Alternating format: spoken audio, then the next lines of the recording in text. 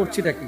মাওলানা মওদুদী কি করেছেন, কোন আকীদা লালন করেছেন, এটা আপনারা আলোচনা করছেন, ঠিক আছে। এর চাইতে বড় বড় ইস্যু কি বাংলাদেশে নাই? এটা নিয়ে কি আলোচনা করতে পারি না? কওমি অঙ্গনের ওলামা ইকরাম নিয়ে অনেকে তুচ্ছ তাচ্ছিল্য করেন, চরমোনাইকে নিয়ে অনেকে তুচ্ছ তাচ্ছিল্য করেন। ও ভাই, এই যে তুচ্ছ তাচ্ছিল্য করে বিভাজন বাড়ছে না কমছে? হ্যাঁ, একটা দলের আকীদাগত প্রবলেম থাকতে পারে, আপনি তার সাথে বসেন, বহাস করে বাংলাদেশে কোনো একটা বিষয় সমাধান হয়েছে বলেন? হয় নাই। ইলমি মুজাকারার মাধ্যমে আপনারা বসে এটা সুরাহা করতে পারেন, যারা বিজ্ঞ প্রাজ্ঞ আলেম ওলামা আছেন।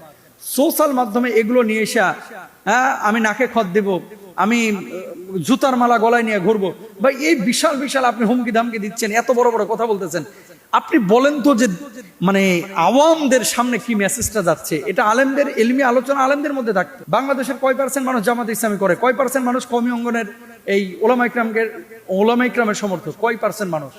বাংলাদেশের অধিকাংশ মানুষ তারা চায় যে শুদ্ধভাবে নামাজ পড়বো, আল্লাহ বিল্লাহ করবো, শুদ্ধ আকীদা নিয়ে কবরে চলে যাব, তাই না? এর বেশি কিন্তু মানুষ চায় না। সাধারণ মানুষের কথা বলতেছি আমি। আবারও বলি, ইলমি মুজাকারা যেগুলো হচ্ছে এগুলো আলেমদের মধ্যে থাকুক, এগুলো সোশ্যাল মাধ্যমে নিয়ে আসার বিষয় না। কিন্তু এখন এমন পর্যায়ে চলে গেছে, যেই পর্যায়ে যাওয়ার পরে আমাদের মধ্যে ঐক্য তো দূরের কথা, কওমিওয়ালারা জামাতের এদেরকে মুসলমানই মনে করছে না, জামাতের কওমিওয়ালাদেরকে ফকির ফাঁকরা মনে করে, এদেরকে মনে করে এগুলো আহাম্মুক, এগুলো কিচ্ছু বুঝে না।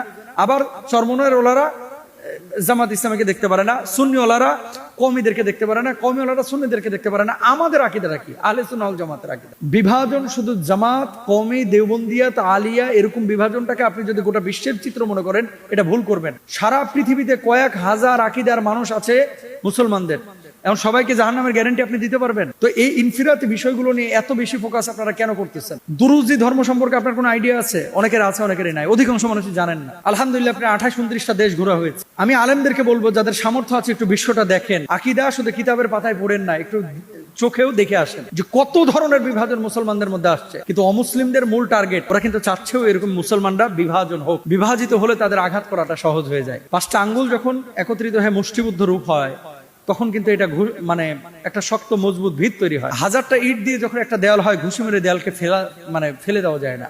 100টা সুতা দিয়ে যখন একটা রশি বানানো হয়, এটাকে ছিঁড়ে ফেলা যায় না। কিন্তু একটা ইট ফেলে দেওয়া যায়, একটা আঙ্গুল ভেঙে ফেলা যায়, একটা সুতা ছিঁড়ে ফেলা যায়। সারা পৃথিবীর মুসলমানদের ভিতরে শিয়া, সুন্নি সহ দুরুজি, হাম্বলি, শাফিঈ, মালিকি, হানাফি, কত ধরনের বিভাজন আমরা তৈরি করেছি। আকীদাগত বিভাজন আমরা থাকতে পারে। আপনি দেখেন যে সে আল্লাহ রাসূলকে মানে কিনা, সে এক কোরআনে বিশ্বাস করে কিনা, সে এক আল্লাহ বিশ্বাস করে কিনা, আমার নবীকে নবী হিসেবে মানছে কিনা, আখিরাতকে বিশ্বাস করছে কিনা, ঈমানের মৌলিক পাঠগুলো তার ভিতরে আছে কিনা। যদি থাকে ভাই, একটু মেনে নেন না। বৃহৎ স্বার্থে এদেশে সুদ, ঘুষ, জেনা, ব্যভিচার, তারপরে কি বলে পাপিষ্ঠদের অত্যাচার, জুলুম, নির্যাতন, কত কিছু এদেশে ইস্যু আছে।